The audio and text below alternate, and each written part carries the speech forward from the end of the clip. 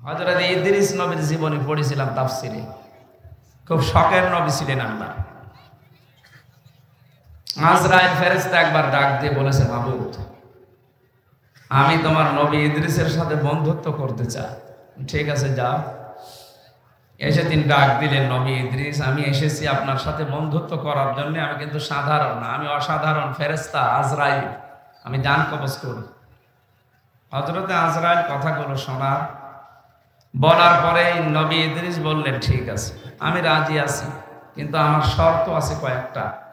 আপনি যদি মানতে পারেন তাহলে আপনার সাথে আমি বন্ধুত্ব করতে পারি। তাহলে যে বন্ধু, এই শব্দটা অনেক গুরুত্বপূর্ণ। পৃথিবীতে সবচাইতে মানুষের জীবনে প্রভাব পড়ে হয় বন্ধুর নয় বান্ধবীর। এই কথা বুঝতেছে? সবচাইতে বেশি প্রভাব পড়ে, মানুষ নষ্ট হয় ভালো হয় কার প্রভাবে? এই জন্য বন্ধু নির্বাচনের ক্ষেত্রে খুব সতর্ক থাকা দরকার। মান আল মার ও মান আহাব্বা, যার সাথে বন্ধুত্ব করবেন কিয়ামতে আল্লাহ তার সাথে তাকে তুলবেন। এই জন্য আমার মানুষের সাথে চলাফেরা বন্ধুত্ব করা ঠিক না, যে লোকটার কাজ কারবার ভালো না। হযরতে আজরাইল আলাইহিস সালাম বললেন, ঠিক আছে, বলেন আপনার শর্ত কি? নবী ইদ্রিস বলেছেন, এক নম্বরে আমি জানি আপনি মানুষের জান কবজ করেন। আমি আল্লাহর বক্তব্য জানি যে পৃথিবীর সব মিথ্যা হলেও মরণের যন্ত্রণা মিথ্যা না। আপনি আমাকে এখন মেরে ফেলেন, জান কবজের যে কষ্ট এটা আমি একটু দেখতে চাই, আমার শখ এইটা। এটা কি? আমি বললাম না ক্লাস চলছে, 1 2 ছেলে মেয়েরা যেভাবে জবাব দেবে এভাবে জবাব দেবে। এটা আমার শখ। কি? আমি শখ করে মরতে চাই, যে কেমন লাগে আমি দেখি। ঠিক আছে। 2 নাম্বার শর্ত আমার, জাহান্নামে মানুষকে আল্লাহ নাকি কষ্ট দেয়, এটা আমি শুনেছি। কিভাবে মানুষ জাহান্নামে কষ্ট পায়? লা ইয়ামুতু ফিহা ওয়া লা ইয়াহইয়া। ওখানে গেলে মানুষ মরবেও না, বাঁচবেও না। আপনি আমার একটু জাহান্নাম দেখাবেন, আবার বের করে দেবেন, একেবারে আমি থাকতে চাই না। 3 নাম্বার শর্ত আমার, আমি জান্নাত দেখতে চাই। জান্নাতে বিশাল নাজ নিয়ামত আল্লাহ সাজিয়ে রেখেছেন, তাজরি মিন তাহতিহাল আনহার। এর তলদেশ দিয়ে নদী আর নহর প্রবাহমান থাকবে। কিভাবে থাকবে আমি এটা দেখব। হযরতে আজরাইল আল্লাহকে বললেন, আল্লাহ, গিয়েছিলাম তো নবী মনে করে ভালো জায়গায়, কিন্তু ভেজাল, মরিয়ে দেখতে চাই। আল্লাহ পাক বলে, আজরাইল, আমার বান্দা যখন আকাঙ্ক্ষা করেছে, তার শখ যখন ঠিক আছে, তারা 3টা শর্ত পূরণ করো। তিনি তাকে মেরে ফেললেন। মরণের যন্ত্রণা যে কেমন তিনি টের পেলেন, আবার জীবন দিয়ে দিলেন। ডাক দিয়ে বলে, ঠিক আছে, বলে, হ্যাঁ আমি পেয়েছি।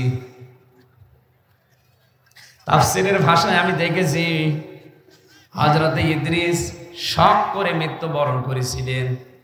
তার এই শখের মৃত্যুতে কেমন কষ্ট হয়েছিল জানো? জীবিত ছাগলকে জিন্দা অবস্থায় চামড়া ছিলে লবণ দিলে যেমন কষ্ট হয়, তাও তো শখ করে মারা গেছে, যে আমি দেখতে চাই কেমন লাগে। উনি শখের মৃত্যুতে যদি এই কষ্ট পায়, আমরা যারা মরতে চাই না, আমাদের কোনো কষ্ট নেই। অজাত সাকারাতুল মাউত বিল হক যালিকা মা কুনতা মিনহু তাহিদ। সূরা কফের ভেতরে আল্লাহ জানিয়েছেন, পৃথিবীর সব মিথ্যা হতে পারে, মরণের যন্ত্রণা কিন্তু মিথ্যা না। এটা সত্য। কেউ রেহাই পায়নি এখান থেকে, মুহাম্মদ রাসূলুল্লাহ পর্যন্ত রেহাই পায়নি। হযরতে আজরাইল এসে শুধু তার বুকের উপরে হাতটা রেখেছিলেন। ডাক দিয়া বলেন, হে নবী, আপনি যদি থাকতে চান আমি আপনাকে রেখে যাব, যদি যেতে চান নিয়ে যাব। আমাকে আল্লাহ দায়িত্ব যেই দিন দিয়েছে, ওই দিন থেকে আজকের এই দিন পর্যন্ত পৃথিবীর কোন সৃষ্টির কাছে আমি অনুমতি নেইনি, আমার লাগেও না। যখন যেটা অর্ডার হয় শুধু নিয়ে চলে আসি। কিন্তু আজকে আমি এসেছি আপনার সাথে অনুমতি নেওয়ার জন্য। আপনি যেতে না চাইলে নিয়ে যাব না। নবীজি জিজ্ঞাসা করেন আজরাইল কতদিন থাকা যাবে? যতদিন ইচ্ছা আপনার, তারপরে মরা লাগবে। তারপরে মরা লাগবে, এইটাই ফাইনাল। কুল্লু নাফসিন যায়িকাতুল মাউত সুম্মা ইলাইনা তুরজাউন। প্রত্যেকের একদিন মরা লাগবে, সবাইকে আল্লাহর কাছে ফিরে যাওয়া লাগবে। নবীজি ডাক দিয়ে বলেন আজরাইল মরা যখন লাগবে তখন আমি আর নশ্বর দুনিয়ায় থাকতে চাই না, নিয়ে চলো আমার বন্ধুর কাছে। আমি হাদিস পড়েছি নবীজির মৃত্যুর, এই হাদিসটা ইন্তেকালের হাদিস। সাহাবী বর্ণনা করেন নবীজি নিজে জানিয়েছেন, সাহাবী দুনিয়ার মানুষকে জানাবা আজরাইল কিন্তু শুধু আমার হাত বুকের উপরে দিয়েছিল। আমি বলেছিলাম আজরাইল কি করো? উহুদ পাহাড় মনে হচ্ছে বুকের উপরে দিলে। ফেরেশতা বলে হে রাসূল আমি হাত দিয়েছি শুধুমাত্র, আমি জানি আল্লাহর পরে আপনার স্থান। দুনিয়াতে এত আসানের সাথে কারো জান আমি কবজ করেছি বলে আমার মনে হয় না। বিশ্বনবী বলেন আজরাইল হাত সরাও, আমি আর সহ্য করতে পারি না। এটাই যদি তোমার হয় আসানি মৃত্যু, তাহলে তোমার আযাবের মৃত্যু কোনটা? বলে একটু শুরু করি তাহলে। নবীজি ওই দিন বলেছেন আজরাইল যত কষ্ট দেওয়া যায় মৃত্যুর আমাকে দিয়ে দাও, আমার এতিম উম্মতকে তুমি এইভাবে কষ্ট দিও না। গোপন কথা, হযরতে আজরাইল ওই দিন তিনি বলে ফেলেছিলেন হে রাসূল আপনার উম্মতদেরকে আপনি শেষ কথাটা জানিয়ে যান। এই মানুষগুলো যদি 5 ওয়াক্ত ফরজ নামাজ আদায়ের পরে আয়াতুল কুরসির 10টা ক্ষমতার কথা আল্লাহ দিয়েছেন। কয়টা? 10টা ক্ষমতার কথা আল্লাহ এর ভেতরে দিয়েছেন। কোন উম্মত যদি আয়াতুল কুরসির ওই 10টা ক্ষমতার কথা বিশ্বাস করে ফরজ নামাজের পরে 5 বার পড়তে পারে, আল্লাহ তাকে জান কবজের জন্য আমারে পাঠালে এর চাইতে আসানে আমি জান কবজ করি। প্রশ্ন পেলাম কি? হযরতে আজরাইল আসবে, জানও কবজ করবে, কিন্তু আয়াতুল কুরসি যদি ফরজ নামাজের পরে কেউ একবার করে পড়ে 5 ওয়াক্ত নামাজে 5 বার, আমরা যেভাবে পড়ছি এইভাবে না, এর ভেতরে 10টা ক্ষমতা কুদরতের কথা আছে। কয়টা? এগুলো আপনাকে আগে জানা লাগবে, বিশ্বাস করা লাগবে এবং প্র্যাকটিক্যাল লাইফে দেখানো লাগবে যে হ্যাঁ আমি মানি। ঝড় আসলে আপনি উল্টিয়ে যাবেন, ওর নাম পড়া না। কথা বুঝতেছেন না? আপনি বোঝেননি, আন্দাজে চিল্লিয়েছেন। আজরাইলের শর্ত ছিল কি? আপনার উম্মতদেরকে বলেন তারা যদি আয়াতুল কুরসির ভেতরে আল্লাহর যে 10টা ক্ষমতার কথা আছে, আল্লাহ যে 10টা পাওয়ার শক্তি কুদরতের কথা আল্লাহ দিয়েছেন, এটা যারা 5 ওয়াক্ত ফরজ নামাজের পরে পড়বে, শুধু পড়বে না বিশ্বাস করবে এবং তাদের জীবনে তারা দেখাবে, তাদের জান কবজ হবে এমন অবস্থায় মনে হয় মায়ের স্তনে মুখ লাগিয়ে ঘুমিয়ে পড়েছে।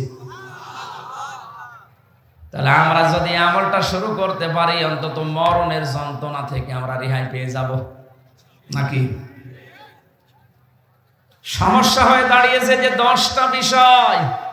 আমার তো যতটুকু বাস্তবতা আমি দেখতেছি এদেশে 10টা না, একটাও আমরা মানি না।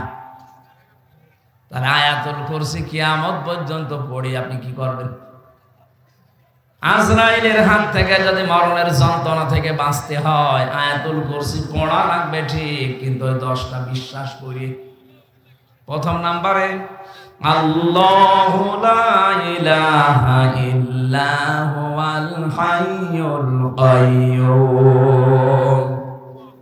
আল্লাহ পাক এখানে তার প্রথম ক্ষমতার কথা দিয়েছেন আল্লাহু লা ইলাহা।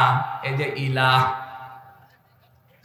পুরা কোরআন শরীফের ভেতরে একটা ভয়ঙ্কর শব্দ ইলাহ শব্দটা আমরা অনেকেই শুনেছি, কিন্তু বাস্তবে আমাদের অনেকের মেলে না। ইলাহ শব্দের 4টা অর্থ হয়। ইলার প্রথম অর্থ ইলাহ মানে আইনদাতা। ইলাহ মানে, একটু আস্তে বলেন, আপনি নিরপেক্ষ দৃষ্টি দিয়ে বলেন তো আপনি কি সত্যি আল্লাহর আইনের পক্ষের লোক? না। হয়তো নামাজ যেটা আল্লাহর আইন ওইটা আপনি পড়তে রাজি আছেন, রোজা আল্লাহর আইন আপনি পড়তে রাজি আছেন, আল্লাহর আইন দিয়ে যে চুরি করলে হাত কেটে দেওয়া যায়, মানুষ হত্যা করলে তাকেও হত্যা করা লাগে, এটা শুনলে আপনার যেন কেমন লাগে? আপনি আল্লাহর আইনের পক্ষের লোক না। আমি কথা বোঝাতে পারি না। এই যে আজকে আন্তর্জাতিক অপরাধ ট্রাইব্যুনালে 13 জনকে হাজির করেছিল, এরা গণহত্যার সাথে জড়িত। আপনি যদি এখন দেখেন মানুষ হত্যা করলে তাকে হত্যা করা লাগবে, এই আইনটা হামজা বানিয়েছে। আরো আসতে বলেন কে? সূরা বাকারা 178 নম্বর আয়াত, ইয়া আইয়ুহাল্লাযীনা আমানু কুতিবা আলাইকুমুল কিসাসু ফিল কাতলা আল হুররু বিল হুররি ওয়াল উনসা বিল উনসা। এই পৃথিবীতে আমি ঈমানদার যারা তাদের উপরে লিখে দিলাম, দুনিয়াতে যদি কেউ কাউকে হত্যা করে তার কিসাসের বিধান, তাকেও হত্যা করা লাগবে। এই যে 3732 জন মানুষ জুলাই আগস্টের 5 তারিখের আগ পর্যন্ত হত্যা হয়েছে বাংলাদেশে, এটা এখন প্রমাণিত। হত্যা যদি হয় অবশ্যই কেউ না কেউ করেছে। কথা বলে না কেন? যারা জড়িত আছে সে যেই হোক, এই আয়াত অনুযায়ী তার বিচারের পক্ষে আপনাকে থাকা লাগবে না। এখন আপনি যদি বলেন না এটা বর্বর আইন, এটা একটা কথা হইলো, মরে নাই গেছে ওরা যাক, আবার ভালো মানুষও মেরে ফেলবেন। আপনি কি আল্লাহর চাইতে বেশি মায়া দেখাচ্ছেন ওরে? যিনি বানিয়েছে তার চাইতে আপনার মায়া বেশি? এ দুনিয়াকে শান্ত করার জন্য, পৃথিবীকে যদি ভারসাম্য পূর্ণ করতে চান, এই বিধানটা কায়েম করাই লাগবে, নাই তো বিনা কারণে মানুষ হত্যা আপনি বন্ধ করতে পারবেন না। আল্লাহ বুঝে শুনে আইন দিয়েছেন, জানে মানুষের দুর্বলতা কোথায়। একটা মানুষকে যদি বাইতুল মুকাররমের সামনে নিয়ে ওই জায়গায় এক কোপে দুনিয়া থেকে বিদায় করে দেওয়া হয়, আগামী কিয়ামত পর্যন্ত এই দেশে বিনা কারণে কেউ কাউকে হত্যা করার আদেশ দেবে না। দিয়েছিল না 6 সালে? উনি আদেশ দিলেন সারা দেশ থেকে আসো, লগে বইটা নিয়ে আসো। কেন আপনি দিলেন এটা? আল্লাহকে আপনাকে ওহী নাযিল করে জানিয়েছে যে লগে বইটা নিয়ে আসতে বলো, মানুষ পিটিয়ে মেরে লাশের উপরে ড্যান্স দাও বলেছিল। কোন কারণে এটা করলেন? আপনি হুকুমের হুকুমের আসামি না আপনি? এখন আন্তর্জাতিক অপরাধ ট্রাইব্যুনাল যেটা দিয়ে বিচার হয়েছিল 71 সালের, এটা এখন 24 সালের বিচার হচ্ছে। আজকে থেকে অলরেডি আরম্ভ হয়ে গেছে। এখন প্রমাণ তো সব আমাদের কাছে আছে, তামাম দুনিয়া এখন কত আপডেট, সব প্রমাণ ভিডিও ক্লিপ আকারে আছে। জামালপুরের এক মন্ত্রী ছিল টাকলা মুরাদ, তার মাত্র 6 মিনিট 32 সেকেন্ডের একটা অডিও ক্লিপ ফাঁস হয়েছিল মাহির সাথে। বিশ্রী ভাষায় কথা বলেছিল, ওটা রেকর্ড হওয়ার পরে ওটা ইন্টারনেটে চলে গেছে। তাও ভিডিও না, অডিও ক্লিপ মাত্র 6 মিনিট 32 সেকেন্ডের। এটা যদি ফাঁস হয়ে তার মন্ত্রিত্ব চলে যায়, তার দলীয় পদ যায়, তার যা ছিল সব থেকে এদেশের সরকার তাকে বাদ দিয়েছে। কথা বলেন না কেন? আর আপনি এই 2 মাসে যা করেছিলেন জুলাই আগস্টে, সব কিন্তু ভিডিও, সব ভিডিও। আপনি কি মনে করছেন এখানে আমি বসে আছি কেউ দেখতে পারছে না? আমেরিকায় বসে বসে দেখতেছে। এই জন্যই তো আজ হারুন আঙ্কেলকে খুঁজে পাওয়া যাচ্ছে না। যে বিপ্লব কুমার সরকার পাওয়া যাচ্ছে না, জানে যে যেখান থেকে যাই করেছি আমি মাটির নিচে বসে সিদ্ধান্ত নিলে ওখানে ওইটা ওরা ফিট করে রেখেছে। এত উন্নত তারা। তামাম দুনিয়া জানতেছে যে হ্যাঁ এগুলো ভিডিও ক্লিপ সব ধরা আছে। 2006 সাল থেকে 24 সাল পর্যন্ত যত কিছু করেছেন এখন সবগুলোর বিচার সামনে। আমরা চাই মানুষ হত্যা করার বিচার, যেহেতু মানুষ হত্যা করা লাগবে, যদি প্রমাণ হয় এগুলো কোনো বিচার না, একবারে এদের শেষ করে দিন। সামনের দুনিয়ায় যারাই আসবে চেয়ারে তারা চিন্তা ভাবনা করে মানুষ মারার অর্ডার দেবে। আর এখন যদি এরা ছাড় পেয়ে যায়, সামনে যারা চেয়ারে বসবে ওরা বলবে চল, অসুবিধা নেই। এই জন্য দুনিয়ার ভারসাম্য রক্ষা করার জন্য বিচার খুব দরকার। আরে বিচার সম্পন্ন করার জন্য, ন্যায় বিচার করার জন্য আল্লাহর আইন মাস্ট বি লাগবে। এই জন্য ইলাহ শব্দের প্রথম অর্থ আইন। ইলাহ মানে যিনি আইন বানাতে পারেন। আলা লাহুল খালক ওয়াল আমর তাবারাকাল্লাহু রাব্বুল আলামিন। বলেন আল্লাহু আকবার। আল্লাহ পাক বলেন আমি বানিয়েছি দুনিয়া, কারো সাহায্য আমার লাগেনি, আমি বানিয়েছি। আলা লাহুল খালক ওয়াল আমর, দুনিয়া আমি বানিয়েছি, এখানে আইনও চলবে আমি আল্লাহর। এখন এই যে বিচার আরম্ভ হয়ে গেছে, চলছে।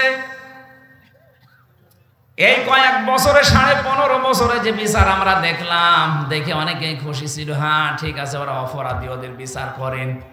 আরে ওটা 50 বছর আগে, আর আপনি একেবারে টাটকা অপরাধী।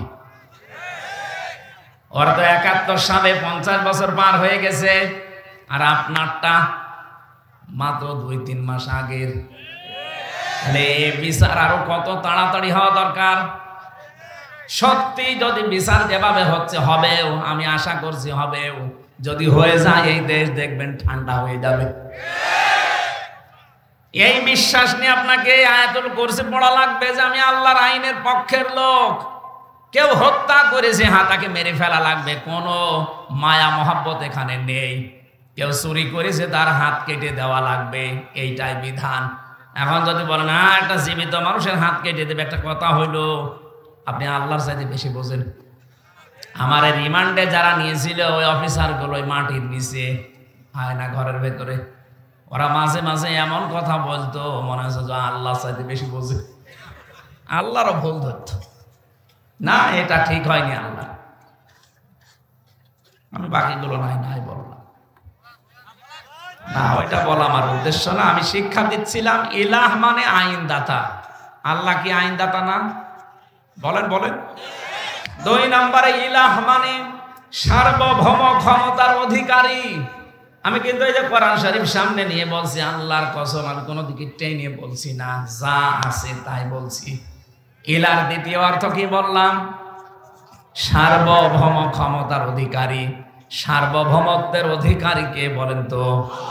এটা আল্লাহ বারবার কোরআনে দিয়েছেন, লিল্লাহি মুলকুস সামাওয়াতি ওয়াল আরদ ওয়া হুয়া আলা কুল্লি শাইইন কাদির। আল্লাহ পাক বলেন এই যে আকাশ জমিনের যে সার্বভৌম ক্ষমতা, মুলকিয়াতের মালিক দুনিয়ার কেউ না, এটা আমি আল্লাহ নিজে। সত্য কথা বলছে, আমি কোরআন একেবারে হাতে নিয়ে, আপনি কি মনে করবেন আমি জানি না। বাংলাদেশ জামাত ইসলামী তার নিবন্ধন হারিয়েছে শুধু এই কথাটা তাদের এই সংবিধানে লেখা থাকার কারণে। ওরা যদি বলতো না সার্বভৌম ক্ষমতার অধিকারী আল্লাহ না জনগণ, ওদের জীবনও নিবন্ধন কেড়ে নিতে পারতো না। কারণ এই দেশে যারাই বলে সার্বভৌম ক্ষমতার অধিকারী, ক্ষমতার উৎস জনগণ, তাদের নিবন্ধন সব ঠিক আছে, তাদেরটা কেড়ে নেওয়ার কোনো বুদ্ধি নেই। কিন্তু যারা বলে না আমরা জনগণকে ক্ষমতার উৎস মানি না, ক্ষমতার উৎস একচ্ছত্র মালিকানা আল্লাহর, এই জন্য এটা বাদ দিয়ে দিয়েছিল। পরবর্তীতে এখন আবার ফেরত দিয়ে দিয়েছে, কারণ ৯৬% মুসলমান এখানে বাস করে। এখানে বেশি এড়ি তেড়ি করে টিকে থাকা যাবে না। যা করা লাগবে এদের মাথায় কাঁঠাল ভেঙে করা লাগবে। ইলা শব্দের বাকি 2টা অর্থ বললে আপনি মেনে নিতে পারবেন না, রাগ হচ্ছে না যে কি গো আমি আয়াতুল কুরসি পড়বো, সওয়াব হবে 1 করে 10টা, আর এ কি বলে? অথচ আয়াতুল কুরসির প্রথম শব্দ ইলাহ, আল্লাহু লা ইলাহা ইল্লা নে, কথা বলছে না কেন? ইলাহ শব্দের প্রথম অর্থ আইনদাতা। আল্লাহ ছাড়া কেউ আইন দিতে পারে না। আল্লাহর আইন বাদ দিয়ে অন্য আইন যারা মানে সে কাফির।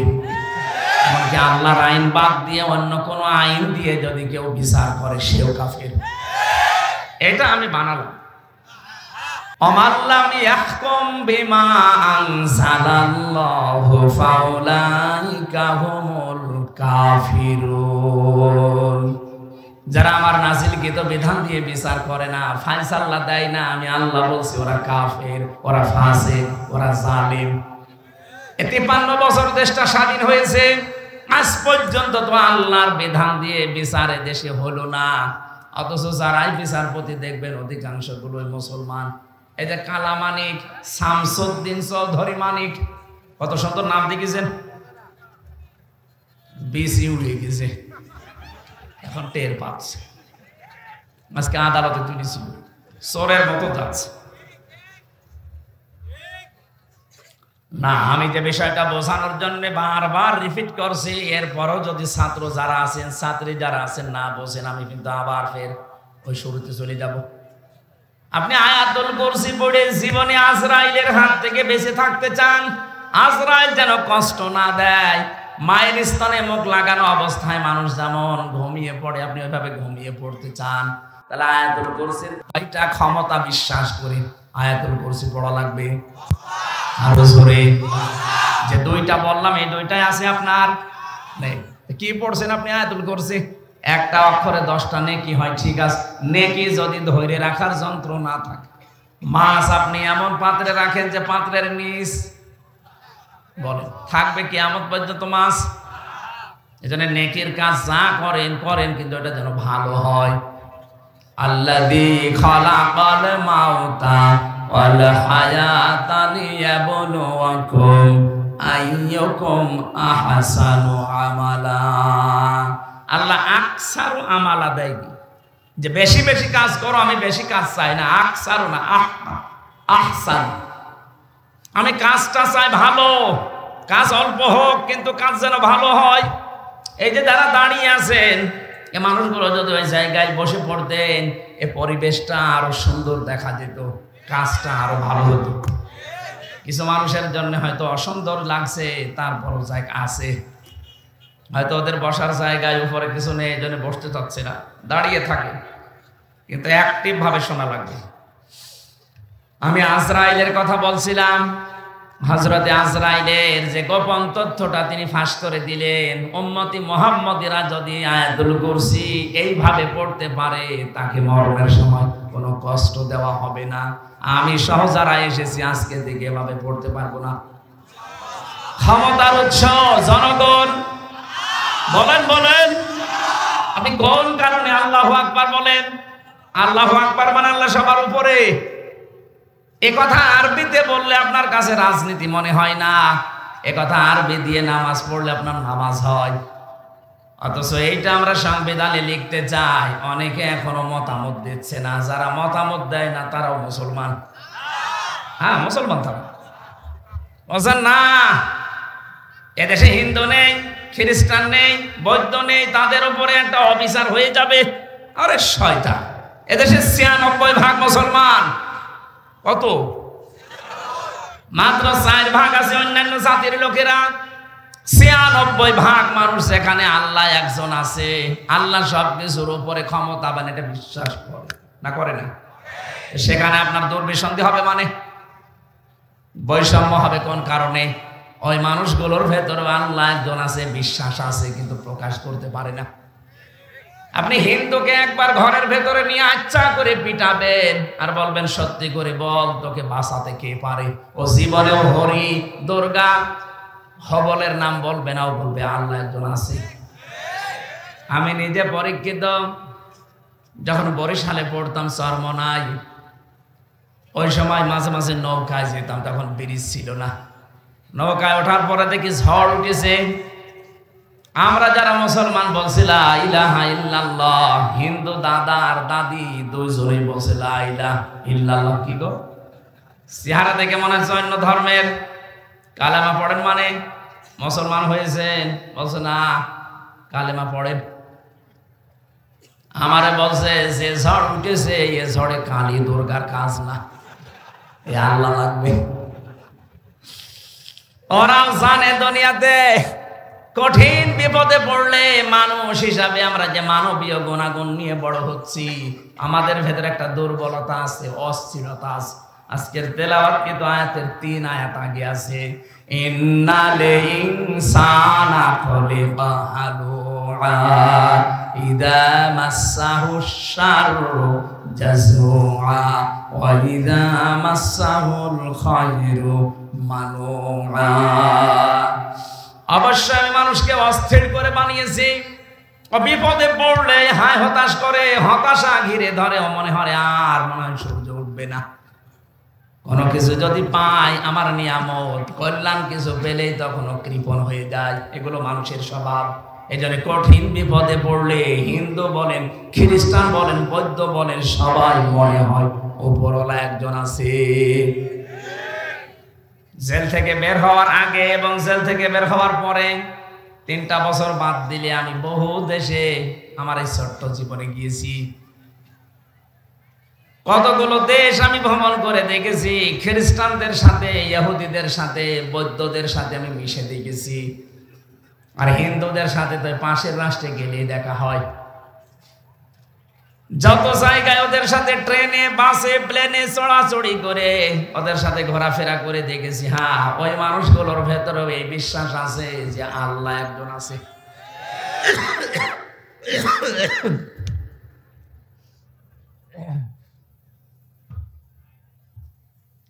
হয়তো সরাসরি আল্লাহ এটা বলে না, কিন্তু উপরওয়ালা বলে। কি বলে? উপরওয়ালা বলে ডাকে। কয়েকদিন আগে আমি ইংল্যান্ডে ছিলাম, কি সিঙ্গাপুরে গিয়েছিলাম। ওখানে খ্রিস্টান বেশি। যে মানুষগুলো আমার সাথে দেখা করতে এসেছিল, যাওয়ার সময় নেতা গোছের মানুষ, তারা ওই দেশ চালায়। ওনারা আমাকে এই শর্ত দিয়েছে যে আপনি কথা বলবেন, আপনার ধর্মীয় গ্রন্থ যেটা আছে কোরআনে কারিম, ওরা কোরআন জানে, কোরআন থেকে কথা বলেন, কিন্তু কোনো ধর্মকে আপনি ছোট করবেন না। আমি বলেছি কোনো ধর্মকে আমি ছোট করার জন্য আসি নাই, কিন্তু সত্য ধর্ম যেটা সেটা আমি তুলে ধরবই। 4,500 ধর্ম আছে দুনিয়াতে।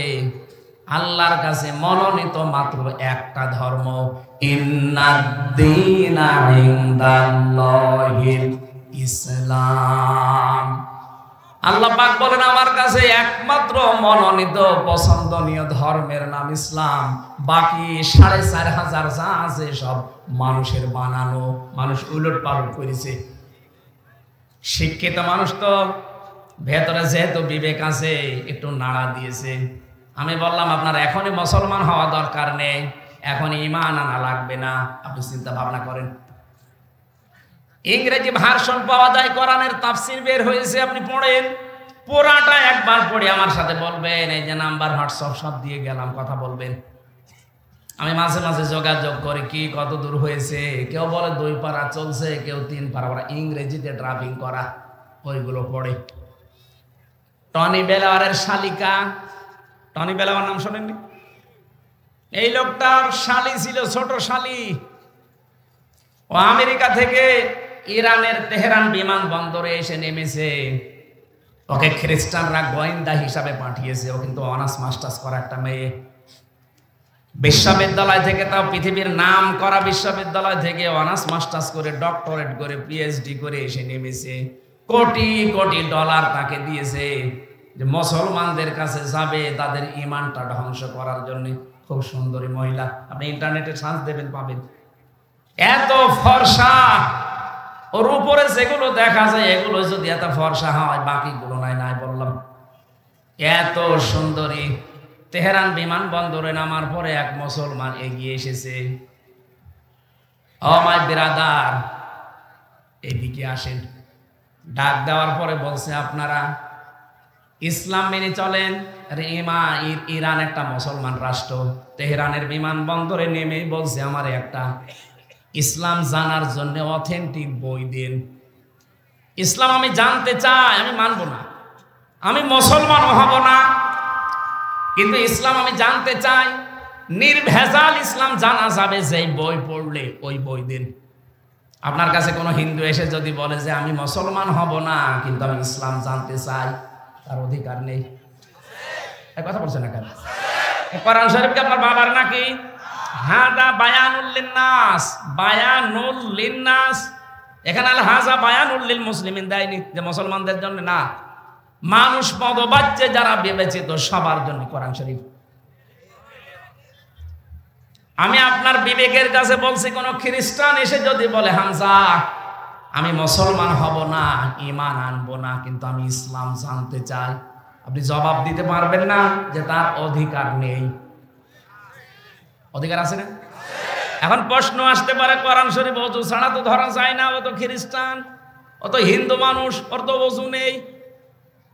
আমি রিমান্ডে এক অফিসার পেয়েছিলাম দেবদুলাল, এর কোরআন শরীফের যে আয়াত আছে, আমি একটা হাফেজ মানুষ, আমি কোরআনের উপরে অনার্স মাস্টার্স করেছি, অথচ ওর কাছে মনে হচ্ছে যে আয়াত আমার শেখা লাগবে। এমন এমন আনকমন আয়াত বলে বাংলা অর্থ বলেন। রাত 12টার পরে আসতো রিমান্ডে, মাটির নিচে ভোর 6টায় যেত, একা একা যেহেতু কবরের মতো জায়গায় আমি আছি, ঘুম তো আসতে চাই না, ওই অফিসারের সাথে ডিসকাস করতাম, বলেন তো দেখি। আমি প্রথমে মনে করতাম কি গো, এই যে এখানে নাম লেখা থাকে দেবদুলাল, দেখেই বুঝলাম যে নাম যা, এ মনে হয় ফুল হাতা, হাফ হাতা না, ফুল হাতা না।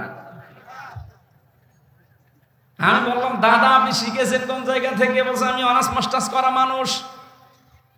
আমি ওই সময় থেকে একটা কিউরিসিটি জেগেছে আমার ভেতরে, একটা অনুভূতি যে আমি মুসলমানদের কোরআন শরীফ পড়বো।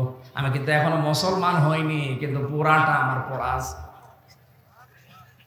অনেক সূরা তাগামুরের আয়াতগুলো আমাকে শোনাতেন, হ্যাঁ তেলাওয়াত শুদ্ধ আছে, তেলাওয়াত বেশ সুন্দর, গ্রামাটিক্যাল কায়দা দিয়ে পড়ে, বাংলা অর্থ তো ওর আন্দাজে জানাই আছে, ইংরেজিতে ভাষণ দিত। দেখেন তো এই মানুষগুলো অন্য ধর্মের মানুষ হওয়ার পরে কোরআনে কারিম কত আয়ত্ত করতে পেরেছে, আর এখানে যে হাফেজা মেয়েদের বাবা বসে আছে। আমার মনে হয় এখানে আলেম বাদ দিয়ে বাকি যারা পাবলিক, এদেরও কোরআনের প্রতি এরকম দখল নেই। মুসলমান আমরা। লরেন বোধ এই মহিলা মুসলমানকে বলছে আপনি কোরআন শরীফ আমাকে দেন, নাকি বলেন নির্ভেজাল ইসলাম আমি জানতে চাই। আপনাকে একটা এমন একটা বই দেবেন যে বই পড়ে আমি নির্ভেজাল ইসলাম জানতে পারি। এখন যদি আপনি ফাজাইলে আমাল তুলে দেন, হবে? ওর মধ্যে কত দুর্বল হাদিস আছে, আর অত বলেছে আমি নির্ভেজাল ইসলাম জানতে চাই। পৃথিবীর কোন বই নির্ভেজাল না, একটা বই আছে নির্ভেজাল, কোন ভেজাল নেই। যালিকাল কিতাবুলা রাইবা ফি। মুসলমান তাকে কোরআন শরীফ দিয়েছে, শুধু না তাফসীর দিয়েছে। এই নেন, এটা পড়লে আপনি নির্ভেজাল ইসলাম জানতে পারবেন। উনি বলছে আমি 3 বছর লন্ডনে ছিলাম, ইরানে ছিলাম, 3টা বছর পড়া কোরআন শরীফ আমি আনাকুম জানাকুম পড়ি নাই, পড়ার মতো পড়েছি। প্রতিটি শব্দের অর্থ আমার একটা না একাধিক অর্থ আমার আয়ত্তে আছে। এই যে গিরিশচন্দ্র সেনের নাম শুনেছি, উনি নাকি কোরআন শরীফ প্রথম বাংলা করেছে। না, ওনার আগেও 2 জন করেছিল, নয়মুদ্দিন আর বসমিয়া, এই 2 জন মিলে আগে করেছে আংশিক, আর পূর্ণাঙ্গ কোরআন বাংলায় অনুবাদ করে দেখিয়েছে নরসিংদীর এই গিরিশচন্দ্র সেন। কোরআনের তাফসীর করতে হলে এক একটি শব্দের একাধিক অর্থ আপনার জানা থাকা লাগবে। আমি কোরআনের ছাত্র, সারাটা জীবন আমার এই 33 বছর বয়সের, আমার মনে হয় 22 বছরই কোরআনের উপর চলছে। এরপরও আমার যা ধারণা, আমার যা বিশ্বাস, আমাকে যদি বলেন কোরআন শরীফের প্রতিটি শব্দের অর্থ বলেন না, আমার মনে নেই, আমার দেখা লাগবে। শুধু আমি কেন, এখানে যত বড় মহারথী থাকুক, প্রধান অতিথিকে জিজ্ঞাসা করেন তো কোরআন শরীফের প্রতিটি শব্দের অর্থ বলতে পারবে? কেউ পারবে না। অথচ হিন্দু মানুষ, উনি যেহেতু তাফসীর লিখেছে, তাফসীর করার জন্য কতগুলো বিষয় আয়ত্ত করা লাগে, তাহলে এক একটা শব্দের অর্থ কমপক্ষে 33টা পর্যন্ত তার জানা লিখেছে। কয়টা বলেন?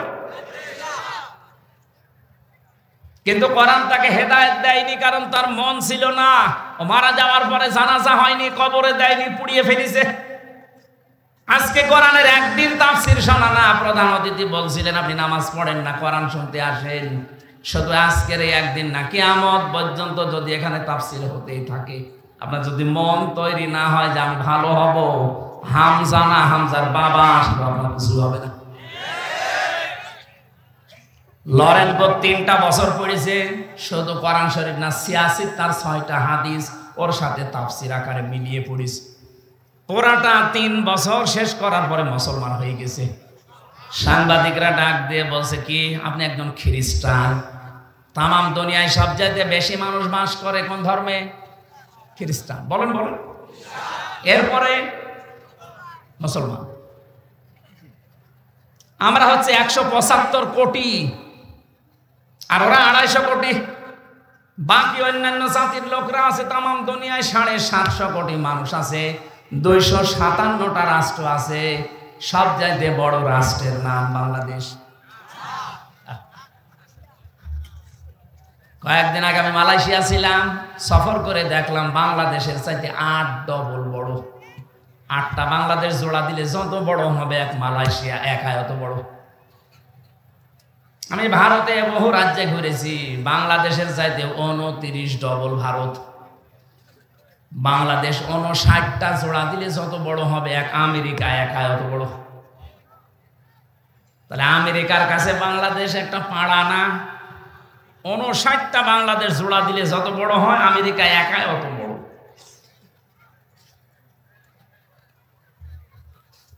মাঝে মাঝে মানচিত্রের দিকে তাকিয়ে দেখবেন বাংলাদেশ এই 257টা রাষ্ট্রের ভেতরে মনে হয় কলমের একটা মাথার মতো, তাও বোঝা যায় না। এই বাংলাদেশে এতটুকু জায়গা, এর ভেতরে আমার আসতে তাই হাঁপ লেগে যাচ্ছে। কোথায় কুষ্টিয়া আর কোথায় দিনাজপুরের সেতাবগঞ্জ। প্রায় 11-12 ঘন্টা সময় লাগে আসতে, অথচ আমেরিকা এত বড়। বাংলাদেশের এই তুলনায় বললাম 59 ডবল। এই দেশে 64টা জেলা আছে, তার ভেতরে দিনাজপুর মাত্র একটা জেলা। একটা জেলা না, এখানে আমার হয় 13টা না কয়টা থানা আছে, তার ভেতরে সেতাবগঞ্জ একটা থানা। এ থানায় কতগুলো গ্রাম আছে, সে গ্রামের ভেতরে এই ধনতলা না কি যেন দেখলাম, দমতলা, যাই হোক এটা উল্টা পাল্টা নাম তো। একটা গ্রাম, গ্রামে কত জায়গা দেখছেন না, কত শত শত বিঘা জমি পড়ে আছে, তার ভেতরে এইটা একটা জায়গা। এই জায়গায় কত হাজার হাজার মানুষ, তার ভেতরে আপনি একজন। আপনি বলেন তো বাংলাদেশের তুলনায় আপনি কি? কিছুই না। বাংলাদেশের তুলনায় যদি বলেন কিছুই না, তাহলে ভারতের তুলনায় আরো কিছু না, আমেরিকার তুলনায় আপনাকে তো খুঁজেই পাওয়া যাবে না। এখন প্রশ্ন আসতে পারে আল্লাহকে আমার দিকেও দৃষ্টি দিয়ে আছে? হ্যাঁ, বিশাল সমুদ্রের নিচে যে পাথর আছে, পাথরের উপরে কালো পিপিলিকা হেঁটে যায়, ওই পিপিলিকার পায়ের আওয়াজ পর্যন্ত আল্লাহ আরশে বসে শুনতে পায়। এই আমার আল্লাহ। লরেন্স বোথের কথা বলছিলাম এই জন্যে, মেয়েটা পড়ার পরে মুসলমান হয়ে সাংবাদিকরা বলছে আপনি খ্রিস্টান, বেশি মানুষ খ্রিস্টান ধর্মে, আপনি খ্রিস্টান থাকতে পারতেন, আর একটু ভালো খ্রিস্টান হবেন। আপনারা মুসলমান হয়ে গেলেন মানে? লরেন্স বোথ বলেছে দেখো আমি এসেছিলাম ভুল ধরার জন্যে। পুরা কোরআন আমি আনাকুম জানাকুম তানাকুম পড়ি নাই, পড়েছি একেবারে বুঝে 3 বছর সময় লাগিয়ে পুরাটা আমি শেষ করেছি কয়েকবার। আমি 51 জায়গায় লাল দাগ দিয়েছিলাম যে ভুল পাওয়া গেছে। মুসলমানরা বলে লা রাইবা ফি, কোনো ভুল নেই। আমি তো পেয়েছি 53 জায়গায় ভুল পেয়েছি। কি করলেন? বলে শেষ নাম্বার জায়গায় যে দেখি যে আয়াতে ভুল ধরি, তার আগের আয়াতে পরের আয়াতে ওই জবাব আল্লাহ আগে দিয়ে দিয়েছে।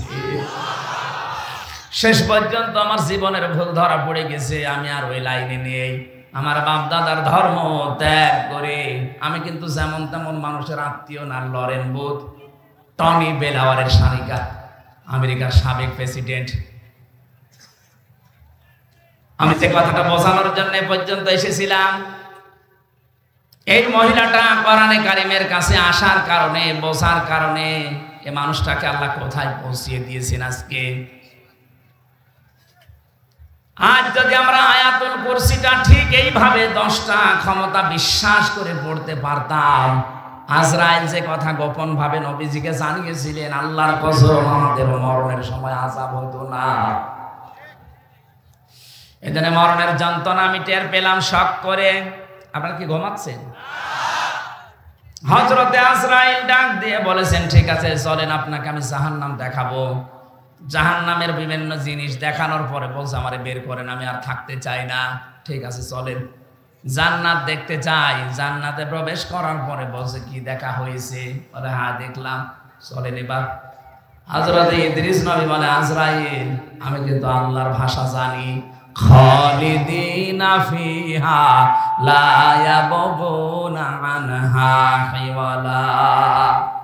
কোন মানুষ যদি জান্নাতে একবার যেতে পারে আল্লাহ কোনোদিন তাকে বের করে দেবে না, আর লোকটা বের হতেও চাইবে না।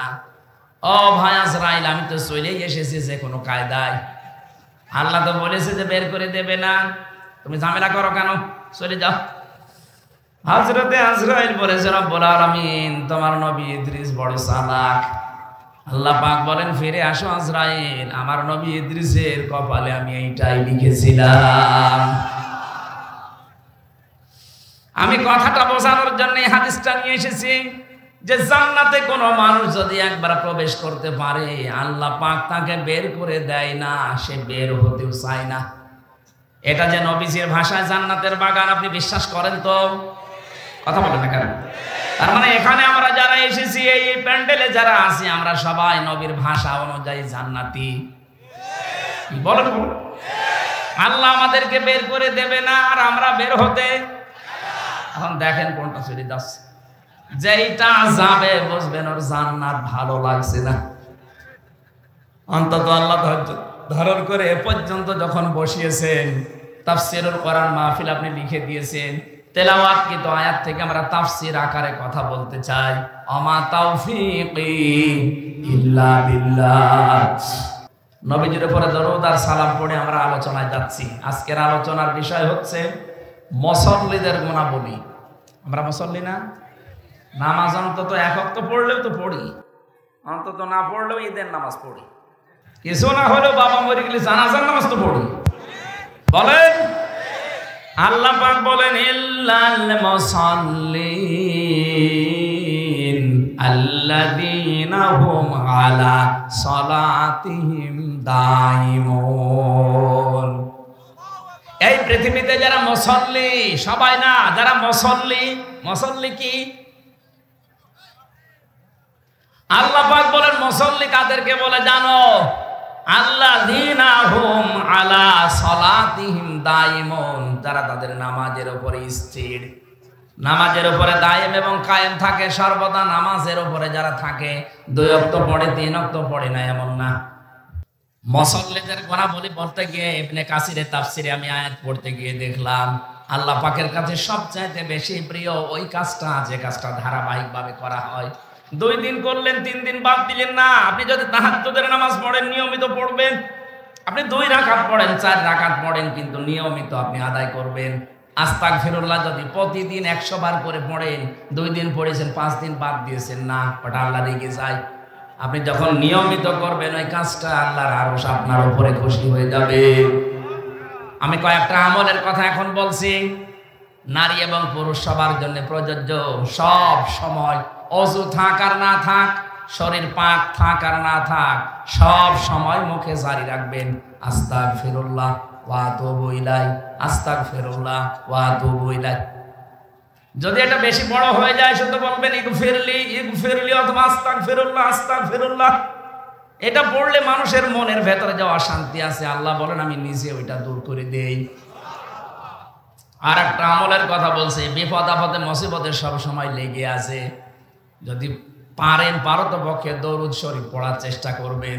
আল্লাহুম্মা সাল্লি আলা মুহাম্মাদ এতটুকু পড়েন, অথবা সাল্লাল্লাহু আলাইহি ওয়াসাল্লাম। আল্লাহুম্মা সাল্লি আলা মুহাম্মাদ ওয়া আলিহি ওয়া আসহাবিহি ওয়া বারিক ওয়া সাল্লিম। এরপর আরো 2টা আমল আছে। নবীজি বলেন কেউ যদি এটা সব সময় বলে হাসবুনাল্লাহ হাসবুনাল্লাহু ওয়া নি'মাল ওয়াকিল, নি'মাল মাওলা ওয়া নি'মান নাসির। আর ইউনূস নবী বিপদে পড়ে যে দোয়া পড়েছিলেন ওইটাও পড়তে পারেন, লা ইলাহা ইল্লা আনতা সুবহানাকা ইন্নী কুনতু মিনাজ জালিমিন। কয়টা বললাম? মনে আছে আপনাদের? 1 নম্বরে আস্তাগফিরুল্লাহ, 2 নম্বরে দরুদ শরীফ, 3 নম্বরে আপনি সব সময় চলতে ফিরতে হাসবুনাল্লাহ অথবা লা হাওলা ওয়ালা কুওয়াতা ইল্লা বিল্লাহ এ পর্যন্ত সব সময় যদি মনের ভেতরে মুখের ভেতরে জারি থাকে, কঠিন বিপদ আকস্মিক অ্যাক্সিডেন্ট থেকে আল্লাহ বাঁচিয়ে দেবে। আপনারা জানেন কয়েকদিন আগে মাওলানা আব্দুল হাই সাইফুল্লাহ বড় ভাই আমার অ্যাক্সিডেন্ট করে ওনার এই চোখ প্রায় নষ্ট হয়ে গেছে। ডাক্তাররা এখন চিকিৎসা চালাচ্ছে, আশা করছে সুস্থতার দিকে যাবে। দিনের একজন মুখলেস দায়ী ছিলেন, এদেশে শিরিক আর বেদাতের বিরুদ্ধে বজ্রকণ্ঠ ছিল তার। নওগাঁর সন্তান, আমার বিশ্ববিদ্যালয়ের শ্রদ্ধাভাজন বড় ভাই, আমি আল কোরআনের ছাত্র, উনি আল হাদিসের ডক্টর মরহুম আব্দুল্লাহ জাহাঙ্গীর রহমতুল্লাহ আলাইহির ছাত্র। বড় ভাই আব্দুল হাই মোহাম্মদ সাইফুল্লাহ, আল্লাহ যেন শেফায়ে কামেলা আজেলা দান করেন, খুব তাড়াতাড়ি সুস্থ করে আবার কোরআনে কারিমের এই ময়দানে আল্লাহ তাকে ফেরত দেন, বলেন আমিন। এই যে ষড়যন্ত্র আছে, গোপন ষড়যন্ত্র চলছে, দ্বীনের দায়ী যারা সঠিকভাবে কোরআন প্রচার করে তাদেরকে আব্দুল্লাহ জাহাঙ্গীর স্যারের মতো চাপা দিয়ে মেরে ফেলার চেষ্টা আছে অনেকে। ওনার অবস্থা ওই রকম, সামনে থেকে একটা পেছন থেকে আর একটা, গাড়ি 2টা দমড়িয়ে উনি যে বেশি আছে শুকরিয়া। তো আমরা চাই এরকম ষড়যন্ত্রের যেন তদন্ত হয়, নয়তো সামনে আমাদের জীবনও ঝুঁকির ভেতরে। কথা বলো না কেন? আমি আবার এই লক্ষাধিক মানুষ নিয়ে দোয়া করছি, আব্দুল হাই মোহাম্মদ সাইফুল্লাহ বড় ভাইকে আল্লাহ শেফায়ে কামেলা আজেলা দান করেন, বলেন আমিন। পরিবারস্থ লোক, তার স্ত্রী, মেয়েগুলো অসহায়, তারাও মাজলুম মানুষ। এই মানুষগুলো যেন ধৈর্য ধারণ করে, তার মা বাবার কাছে আল্লাহ সন্তানটাকে যেন আবার সুস্থ অবস্থায় ফিরিয়ে দেন। তাহলে মুসল্লিদের কথা বলছিলাম, নিয়মিত করবেন আপনি, 2 ওয়াক্ত পড়েন, 3 ওয়াক্ত পড়েন না, কোন কারণে বলেন তো? আপনার কি মনে হয় যে নামাজ এরকম ইয়ারকি মারা জিনিস?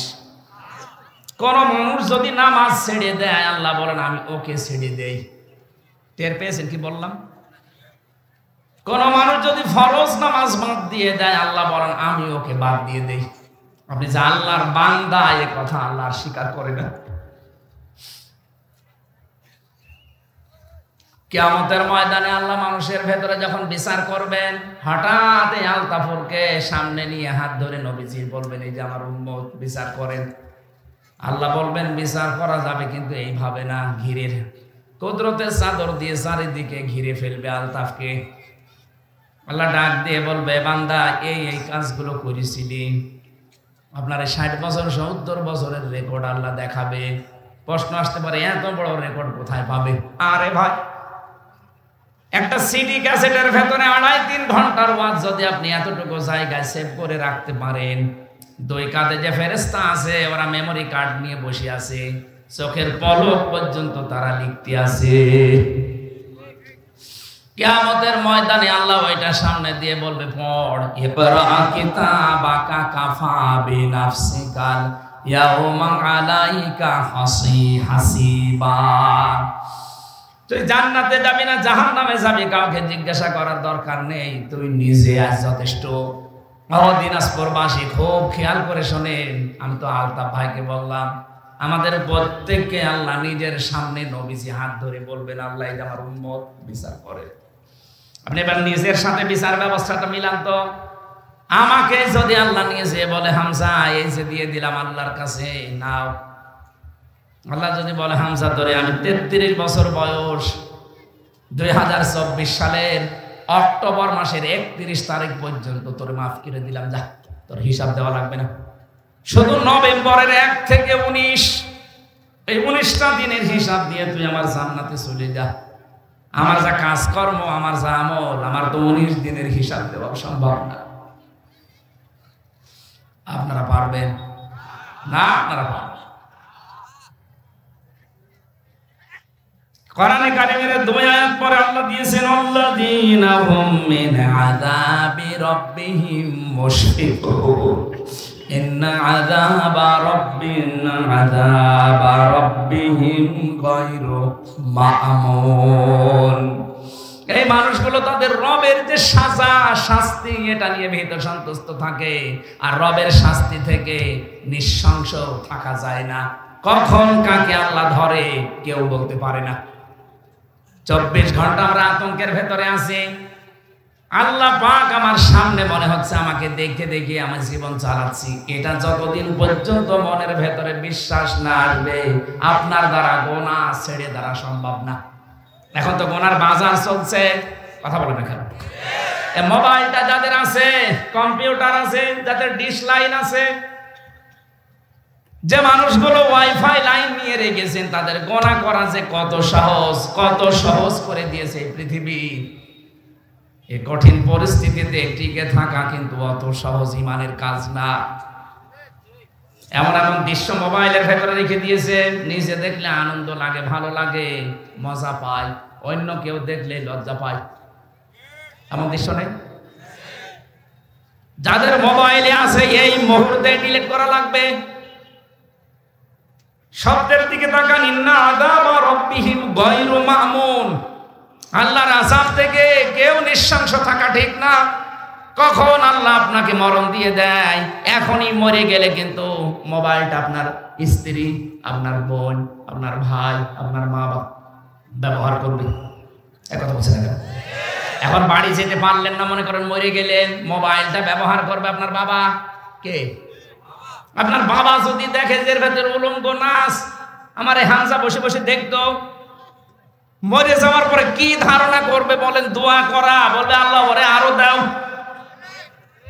সুতরাং এই মুহূর্তে আমি সহজার আছি, যেটা দেখলে নিজে শান্তি পাওয়া যায়, আনন্দ পাওয়া যায়, অন্য দেখলে লজ্জা পান, এই মুহূর্তে ডিলিট করেন।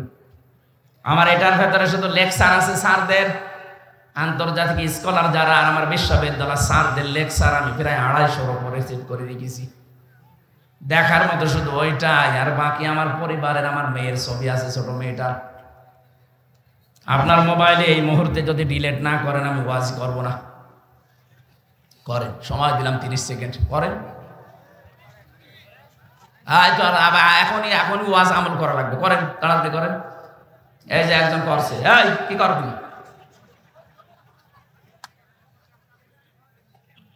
নেন, ভিডিও করছে, আপনি করছেন কিনা? করেন, তাড়াতাড়ি করেন। যার মোবাইল আছে অ্যান্ড্রয়েড মোবাইল, এই মুহূর্তে মোবাইল থেকে ভিডিও অপশনে যান। কারা কারা যেটা নিচে দেখলে শান্তি পান, অন্য দেখলে কষ্ট লাগে, আনন্দ লাগে না, কখন লজ্জা বোধ হয়, এরকম সিন আছে? কারা কারা ডিলিট করবেন? হাত তোলেন তো। ওই একজন শুধু। কি আছে আপনার মোবাইলে? দাঁড়িয়ে মানুষ আপনি দেখেন? কে মরব্বে কি আছে মোবাইলে? দেখে পরে মনে নাকি কি আছে দেখি।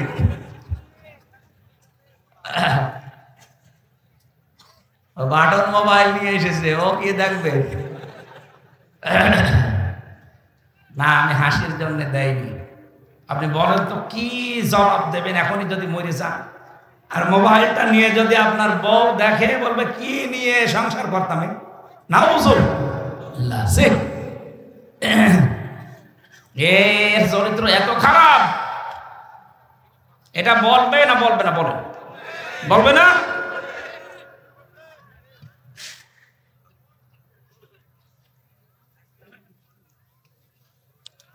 আমি কি বেশি বলে ফেললাম? এটা মোবাইলে আছে না নেই বলেন তো? যারা মুসল্লি তাদের কিছু গুনাহ আল্লাহ এবার দিচ্ছেন, শোনেন। আল্লাহ পাক বলেন, আল্লাহ ওয়াল্লাযীনা ফি আমওয়ালিহিম হাক্কুন মা'লুম লিস-সাইলি ওয়াল মাহরুম ওয়াল্লাযীনা ইউসাদ্দিকুনা বিয়াউমিদ্দিন। যারা মুসল্লি হবে, এই মানুষগুলো সত্যিকার অর্থে যদি নামাজি হয়, মাল সম্পদের প্রতি তাদের মহব্বত আস্তে আস্তে কমতে থাকবে। কারণ তাদের মালের ভেতরে, সম্পদের ভেতরে অনেকের হক লুকিয়ে আছে। যারা প্রার্থী, যারা ফকির, যারা মিসকিন, যারা অসহায়, যারা বঞ্চিত, তাদেরকে সেই মাল থেকে সে দিয়ে তাদের অভাব সে দূর করে দেবে। এরকম নামাজি দেশে আছে। আরে নামাজি হযরত ওসমানও নামাজি ছিলেন। নবীজির কাছে এক ভিক্ষুক এসে বলে, হে রাসূল, আমি আজ কয়েকদিন যাবত কিছু খাইনি, দয়া করে আমার কিছু খাবার দিন। নবীজি বললেন, আমার অবস্থা সেরকম ভালো না, তুমি আমার জামাই ওসমানের কাছে যাও। হযরত ওসমানের কাছে বাড়িতে গেলেন। বাড়িতে সেই দিনে লক্ষ্য করলেন হযরত ওসমান বাড়ির ভেতরে চেঁচামেচি করছে। কি হয়েছে? উনি মাগরিবের আগে ওনার স্ত্রী বাতি ধরিয়েছে, ল্যাম্প বাতি বলে না, ওই বাতি গ্যাঞ্জাম করছে বাড়িতে, স্ত্রীকে গরম দিচ্ছে। ওই এত তাড়াতাড়ি বাতি ধরানো দরকার কি? এখনো তো সন্ধ্যা লাগেনি। এই সাইল এই ভিক্ষুক চিন্তা করছে, আল্লাহ নবীজি কার কাছে পাঠালো? এ আমার চাইতে বড় কিপটা। মাগরিবের একটু আগে বাতি ধরিয়েছে, তাই যদি বউকে গরম দেয়, এ আমারে দান করবে। বিশ্বাস হয়নি, চলে গেছে। নবীজি বললেন, কিছু দিয়েছে? বলে, হুজুর কার কাছে পাঠাইলেন? এটা আমার চাইতে বড় ফকির। নবীজি বললেন, তুমি বোঝো না, যাও, আবার যাও। বাড়িতে এসেছে। পরের দিন আসার পরে দেখে রোদে তিনি তোলা শুকাতে দিয়েছেন, তোলাগুলো শুকাচ্ছেন রোদে, তোলা উড়িয়ে যাচ্ছে। একটা একটা করে তোলা ধরে নিয়ে এসে আবার রেখে দিচ্ছে। আল্লাহ, কার কাছে নবীজি পাঠানো? মনে হয় না জেনে পাঠিয়েছে। একটা তোলা উড়িয়ে যায়, তাই যদি নিয়ে এসে রেখে দেয়, তা আমারও কয় টাকা দেবে? বিশ্বাস হয়নি, ফেরত গেছে। ডাক দিয়ে বলে, নবী দরকার হয় আপনি কিছু দেন, নাই তো ওর কাছে পাঠাবেন না। ঠিক আছে, তুমি আজকে শেষ পথ যাও। আজকে এসেছে, তাকিয়ে দেখছে উঠানের ওপরে রোদে গুড় শুকাতে দিয়েছে, গুড় মিষ্টি জাতীয় জিনিস। পিপিলিকা নিয়ে যাচ্ছে, পিঁপড়ার মুখ থেকে ধরে ধরে খুলে গিয়ে আবার রায়গায় রেখে দিচ্ছে। লোকটা দৃশ্য দেখে বলছে, আল্লাহ না, আমি চাবো না, এর কাছে চাবো, আমি অপমান হবো। নবীদের কাছে গিয়ে বলছে, হুজুর আপনি হয় কিছু দেন, নাই তো বলে দিন যে আমি পারবো না, আপনি ওই লোকের কাছে পাঠাবেন না। বিশ্ব নবী বলেন, আজকে শেষবারের মতো যাও। আজকে এসেছে। ওনার একটা উঠের চালান ছিল, বাইরের দেশ থেকে ব্যবসায়ী উঠে চালান প্রায় 100টা উট আসছিল। সাহস করে এবার নবীজির কথায় বিশ্বাস করে তিনি চাইলেন, বলে, আল্লাহর নবী আমাকে পাঠিয়েছে, আপনি দয়া করে আমার কিছু দান করেন, আমি ক্ষুধার্ত। হযরত ওসমান বলেন, ঠিক আছে, এখনো তো কাছে সেরকম কিছু নেই, ওই যে ব্যবসার মাল আসতেছে, ওই যে উট ভর্তি মাল আসতেছে, যে উট তোমার পছন্দ হয় উটটা নিয়ে চলে যাও। লোকটা বলছে, আল্লাহ এ কি ইয়ার কি করছে? যে লোকটা পিপিলিকার মুখ থেকে গুড় কেড়ে নিতে পারে, তুলা উড়ে গেলে তুলা আবার নিয়ে এসে রেখে দেয়। সন্ধ্যার আগে বাতি ধরালে বউকে গরম দেয়, আরে বলছে উট ভর্তি মাল আমার নিয়ে চলে যাও। না, আপনি সত্যি করে বলেন তো, আপনি কি আমার সাথে ঠাট্টা করেন কেন? আমি কিন্তু 3 দিন এসেছি আপনার বাড়িতে, আজকে দিয়ে 4 দিন আসলাম।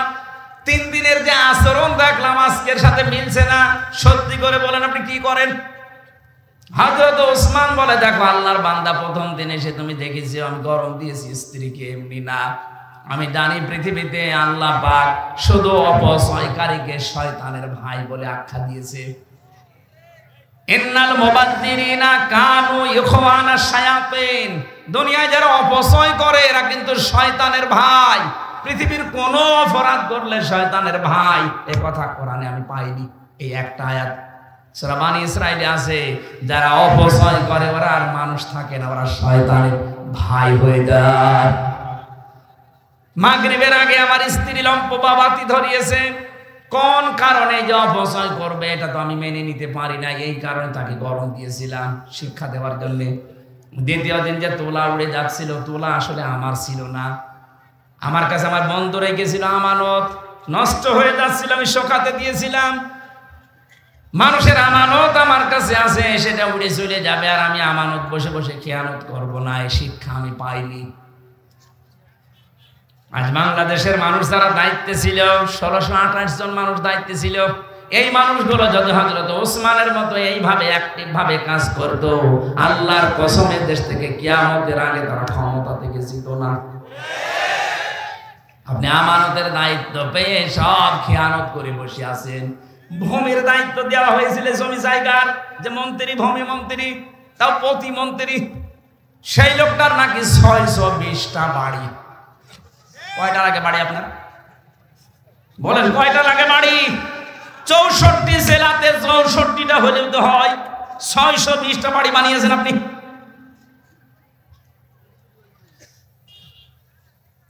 আমানতের যারা খেয়ানত করে ওরা আর মানুষ থাকে না, ওরা মুনাফিক হয়ে যায়। আমি মুনাফিক হয়ে যাব আমি ওসমান কোন কারণে? এই কারণে আমি বন্ধুর ওই তোলা উড়ে যাচ্ছিল বাতাসে ধরে এনে রেখে দিয়েছি যেন খেয়ানত না হয়। তৃতীয় দিন তুমি দেখেছো আমাকে গোড় আমি পিপিলিকার মুখ থেকে কেড়ে নিয়েছি। এই গোড়টা আমার না, এটা আমানতের গোড়। আমার কাছে রেখে গিয়েছিল, আমি ধনী মানুষ, আমার বাড়িতে জায়গা আছে কারণে, যেহেতু নষ্ট হয়ে যাচ্ছিল এই জন্য রোদে শুকাতে দিয়েছিলাম। পিপিলিকা নিয়ে যাবে আমানতের জিনিস, তার মানে বাংলাদেশে যত মানুষ দায়িত্বে ছিল এই দেশটা তাদের কাছে আমানত ছিল। জনগণের এই সম্পদগুলো সব দ্বারা যদি এইভাবে পাহারা দিতে পারতো, আমরা ঋণের এই বোঝা নিয়ে এখন বেঁচে থাকতাম না। কোটি কোটি টাকা পাচার করে করে দেশটা ফোকলা বানিয়ে দিয়েছে। এখন এই দেশে কেউ জন্ম নিলে তার মাথার উপরে 1 লাখ টাকা ঋণ। টের পাচ্ছেন? তাহলে আপনি যে আমার ওট ভর্তি করায় জিনিস দিয়ে দিচ্ছেন না, এটা আমার আখেরাত তৈরি হচ্ছে। আলতাফ সাহেব যে মাদ্রাসা বানিয়ে দিয়েছে প্রায় 18 লক্ষের উপরে খরচ করে, জমি জায়গা দিয়ে বিল্ডিং বানিয়ে। আমার মহাতামিম না কে যেন বলছিল প্রায় 16 থেকে 18 লাখ টাকা খরচ। ওনার জীবনে আর যা করেছে সবগুলোর হিসাব দেওয়া লাগবে। কোরআনে কারিমের প্রচারের জন্য 18 লক্ষ টাকা কিয়ামতে আল্লাহ ওনার হিসাবের বাইরে রাখবে। তিরমিজি শরীফের হাদিস, নবীজি জানিয়েছেন 3টা জায়গায় পয়সা খরচ করলে আল্লাহ হিসাব নেয় না। 1 নম্বরে যারা পরিবারস্থ লোকদের জন্য খরচ করে, মা বাবা স্ত্রী সন্তানেদের। 2 নম্বরে যে মানুষগুলো দুনিয়াতে দিন কায়েমের জন্য চেষ্টা করছে তাদের পেছনে খরচ করে। 3 নম্বরে যারা এই পৃথিবীতে কোরআন প্রচারে প্রসারে কোরআন কায়েমে যারা আছে তাদের পেছনে খরচ করে। আপনি নিজে যদি সরাসরি যেতে না পারেন, যারা করে এইগুলো তাদেরকে দেবেন, এই টাকার হিসাব দেওয়া লাগবে না। কি করবেন আপনার টাকা দিয়ে যদি দিনের কাজই না হয়? তা আপনার টাকা আর আবু জাহেলের টাকা সমান। আবু জাহেলের টাকা ছিল না, কারণের টাকা ছিল না, কাজে লেগেছে, লাগে না। হ্যাঁ, এখানে কয়েকটা বাধা আছে, আমি 5টা বাধা পেয়েছি। বাংলাদেশে আমাদের অনেকের মন আছে দিনের জন্য, রক্তের সম্পর্ক যাদের সাথে আছে তাদের পেছনে আমরা খরচ করি, কিন্তু আমার বউ আর শাশুড়ি এরা বাধা। এরকম পরিবার দেশে নেই? অনেক পরিবারে আছে আমার নিজের টাকা, আমার ভাইকে, আমার বোনকে, আমার চাচাকে, আমার ফুফুকে, যাদের সাথে আমার সম্পর্ক রক্তের, এদের হক নেই আমার প্রতি। বলেন না কেন? এই যে লিসাইলি ওয়াল মাহরুম, সূরা জারিয়াতের 19 নম্বর আয়াতের ব্যাখ্যা করা আছে, অফি আমওয়ালিহিম হাক্কুল লিসাইলি ওয়াল মাহরুম। যে মানুষগুলো তাদের সম্পদ থেকে যাদের হক আছে তাদের হক বুঝে দেয়, আমার সবচাইতে বেশি হক আমার সম্পদের উপরে, আমার সাথে সম্পর্ক রক্তের যাদের তাদের, আর আমার সাথে সবচাইতে বেশি সম্পর্ক রক্তের আমার ভাই, আমার বোন, আমার ফুফু, এই কথা বলছে না, আমার চাচা। আপনি আপনার বউকে বার্থডে করে এই রক্তের সম্পর্কগুলোর ঠিক রাখে তাদের হক আদায় করতে যান, আপনার বউর আর মন পাবেন না। এরকম বউ দেশে নেই? এক কথা বলে না কেন? কার কার বউ এরকম মন ছোট, হাত তোলেন তো। আলহামদুলিল্লাহ, এই এলাকা তো অনেক ভালো আছে। এই এলাকায় ওয়াজ দেওয়ার দরকার নেই, এই এলাকায় গান দেবো। এই এলাকার মা বোনেরা মাদ্রাসা আছে তো ভালো হয়ে গেছে। সম্মানিত মা বোনেরা, না আমি জানি এটা রেকর্ড হচ্ছে, সারা বাংলাদেশ সহ বিশ্বে বহু মহিলার মন এরকম ছোট, তার নিজের বাবার জন্য, তার ভাইয়ের জন্য, তার নিজের মামার জন্য, চাচার জন্য খরচ করেন, কোনো অসুবিধা নেই, আরো বলবে করো। আর স্বামী তার মায়ের জন্য, বাবার জন্য, বোনের জন্য, চাচার জন্য কিছু করলে হুকুম পেশা হয়ে যায়। আপনার মন এত ছোট কেন? আপনি কি মনে করেন যে আমি নামাজ পড়ে রোজা করে জান্নাতে চলে যাব? কিসের জান্নাত আপনার? রক্তের সম্পর্ক যারা ঠিক রাখে না, যারা রক্তের সম্পর্কগুলো নষ্ট করে দেয়, তারা চির জাহান্নামী। কারণ এই যে রেহেম, রেহেম মানে রক্তের সম্পর্ক। রেহেম মানে কি? আল্লাহ যখন দুনিয়া তৈরি শেষ করে ফেললেন তখন রেহেম আল্লাহর কুদরতের 5 এপি ধরেছিল। ডাক দিয়ে বলেন, আল্লাহ তুমি আমার সম্পর্কে কি সিদ্ধান্ত নিলে? কিছু তো জানালে না। আল্লাহ বলেন, রেহেম দুনিয়াতে যারা রক্তের সম্পর্ক তোর সাথে ঠিক রাখবে, আমার সাথে তাদের সম্পর্ক ঠিক আছে। আর তোর সাথে যার সম্পর্ক ঠিক নেই, আমি বলি যে ওটা আমার বান্দা না, ওর দায়িত্বই আমার নেই, ওর সাথে আমি কাট। বলেন তো আপনার কারণে শুধু এটা শুধু স্ত্রীর কারণে হয়? এক কথা বলছে না কেন? হাজারো স্বামী চায় যে আমার মা বাবা আমার সাথে থাক, কিন্তু স্ত্রী চায় না। কোরআনের আয়াতের ভেতরে আমি তাফসিরে ইবনে কাসিরে লক্ষ লক্ষ ব্যাখ্যা পেয়েছি। আমি বেশিরভাগ কথা রাত 10টা পর্যন্ত বলি। ডাক্তার আমারে বলেছে রাত 10টার পরে ঘুমিয়ে পড়বেন। আজকে 11টা বেজে গেছে, যেহেতু মাগরিবের পর একটু ঘুমিয়েছিলাম, এই কারণে আমি 1 ঘন্টা বেশি পড়েছি। আগামীতে এর পরের আয়াত আল্লাযীনা হুম লিফুরুজিহিম, লজ্জাস্থানের আয়াত আছে, লজ্জাস্থান সম্পর্কিত কথাগুলো। এরপরে আর মাহফিল আছে এলাকায়? এই হারুন মাওলানা কই? আশপাশ যেখানে আছেন এরপরের থেকে কথা বলবো না। আমি 11টা বেজে গেছে, তার কথা বলি না। 10টার পরে আমার জেগে থাকা নিষেধ। আমার শরীরে জালেমরা যা দিয়েছে 3টা বছরে, আমি একদম শেষ হয়ে গেছি। আল্লাহুম্মা আমিন। লা ইলাহা ইল্লা আনতা সুবহানাকা ইন্নী কুনতু মিনাজ জালিমিন। এই মোনাজাতটা বসে করবেন, বসেন। মোনাজাতের পরে আমার জেলখানায় লিখিত বই আছে, ওই যে সাদা গাড়ি আছে, ওখান থেকে নিয়ে নিজের বউকে মেয়েকে উপহার দেবেন। লা হাওলা ওয়ালা কুওয়াতা ইল্লা বিল্লাহিল আলিয়্যিল আযীম। রব্বুল আলামিন কোরআনের তাফসীর যতটুকু বুঝি আমি চেষ্টা করছিলাম বোঝানোর। দিনাজপুরের সিতাবগঞ্জের মানুষগুলো চাতক পাখির মতো শুনছিল। কোরআনে কারীম শোনার জন্য যাদের এত আগ্রহ, এই মানুষগুলোকে তুমি মেহেরবানি করে কোরআনের হিদায়াত দিয়ে দাও। সওয়াবগুলো তুমি নবীজির রওজায় পৌঁছিয়ে দাও।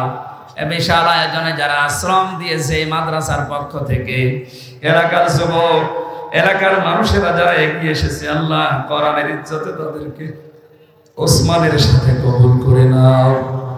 আজকে যারা আলোচনা রেখেছে আলেমদের মঞ্জুর করো।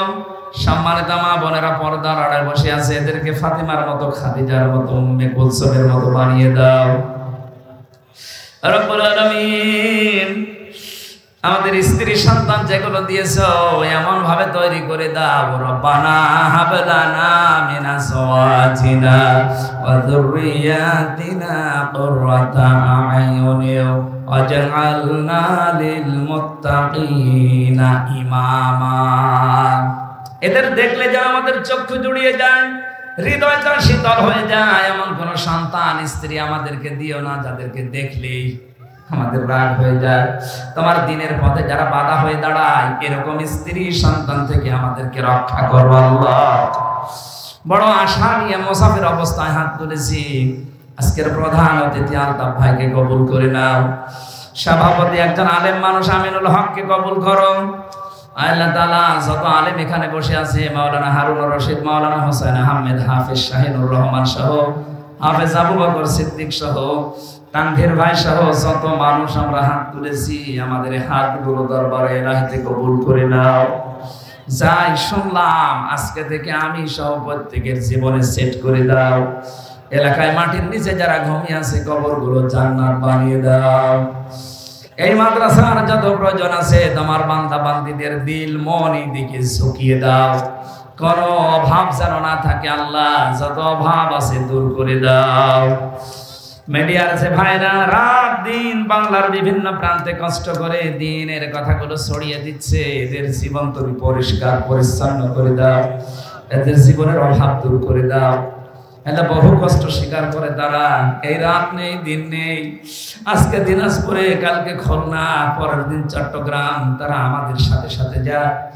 এই মানুষগুলোর পরিবারের অভাব দূর করে দাও, এদের স্বভাবগুলো ভালো বানিয়ে দাও, এদের মা বাবাকে সুস্থ রাখো। শ্রদ্ধাভাজন বড় ভাই মাওলানা আব্দুল হাই সাইফুল্লাহ অসুস্থ হয়ে পড়ে আছে অ্যাক্সিডেন্ট করে, আল্লাহ শেফায়ে কামেলা আজেলা নসিব করে দাও। চর্ম চোখে বড় আশা জাগে দেখতে তোমার কালাম দিয়ে দেশটা চলছে। রব্বুল আলামিন কিচ্ছু চাই না জীবনে, চর্ম চোখে যেন দেখতে পারি তোমার কালাম দিয়ে দেশটা চলছে। এইটাই আমার জীবনের শেষ আশা, শেষ ভরসা। জীবনে কিছুই যদি তোমার ভালো না লাগে, আজকের এই দৃশ্য দেখে কোরআনে কারীমের হাতে এই দেশটা তুলে দাও। আল্লাহ গোনা থেকে বাঁচা তোমার রহমত ছাড়া সম্ভব না। মুসল্লিদের যে গুণাবলী তুমি বললে এগুলো আমাদের 100 ভাগ আমল করার তৌফিক দাও। তোমার ভয় আমাদের কলিজার ভেতরে ঢুকিয়ে দাও। মাওলানা হোসেন ভাই তার বাবাকে হারিয়েছে, আমি তো আমার বাবা মা দুইটাই বেঁচে আছে, আমি জানি না। তার বাবাটা হারিয়েছে, তোমার ওই এতিম বান্দা হাতের দিকে তাকিয়ে বাবাকে মাফ করে দাও। সারাটা জীবন অপরাধ করেছে, হাত ওঠায় কথা বলবো ভয় করে, লজ্জা করে।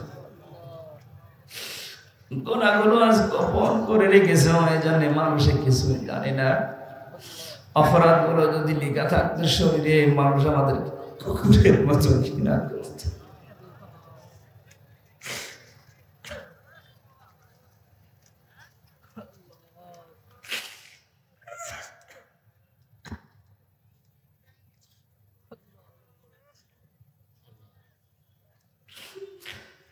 জাহান্নামের যে বর্ণনা পড়েছি 1 সেকেন্ড সহ্য করা সম্ভব।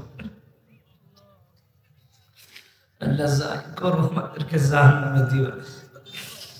জান্নাতের যদি জায়গা না হয় বারান্দায় আমাদেরকে